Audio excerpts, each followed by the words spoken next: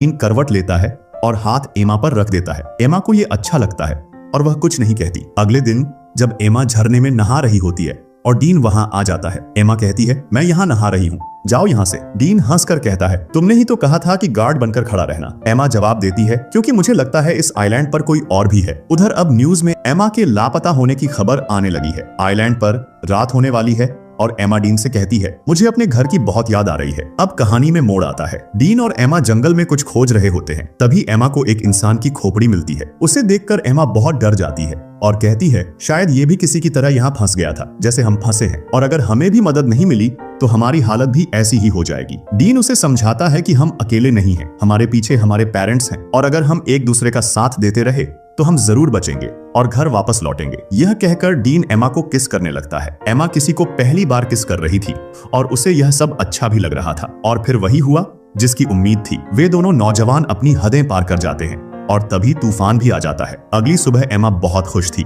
क्योंकि उसने पहली बार तूफान का मजा लिया था, लेकिन जब वह उठती है तो देखती है कि डीन आसपास नहीं है। वह उसे पुकारती है लेकिन डीन कहीं नहीं मिलता। वह डर जाती है और उसे ढूंढते हुए जंगल में चली जाती है। थोड़ी दूर जाकर वह देखती है कि डीन एक गड्ढा खोद रहा है। एमा को समझ नहीं आता कि डीन ऐसा क्यों कर रहा है। उसी वक्त एमा फिसलकर गिर जाती है और उसके घुटने में चोट लगती है। डीन तुरंत उसकी मदद करता है और उसका घाव साफ करता है। वह उसे भरोसा दिलाता है कि कुछ नहीं होगा। फिर दोनों झरने में नहाने जाते हैं। वहीं डीन एमा को अपनी माँ की कहानी सुनाता है, कैसे एक कार एक्सीडेंट में उनकी मौत हो गई थी। एमा ध्यान से उसकी बात सुनती है। तभी बारिश शुरू हो जाती है और डीन उसमें मस्ती करने लगता है। एमा को यह देखकर खुशी होती है और फिर दोनों साथ में बारिश में नाचने लगते हैं। डीन एक फूल तोड़कर एमा के बालों में लगा देता है। एमा मुस्कुराकर कहती है, मुझे फिर से तूफान का मजा लेना है, और डीन फिर से तूफान लाने की तैयारी करने लगता है। अब न्यूज में बताया जाता है कि एमा और डीन को गुम हुए 1 महीना हो चुका है और पुलिस को लगता है कि अब वे जिंदा नहीं है, इसलिए अब पुलिस ने आधिकारिक रूप से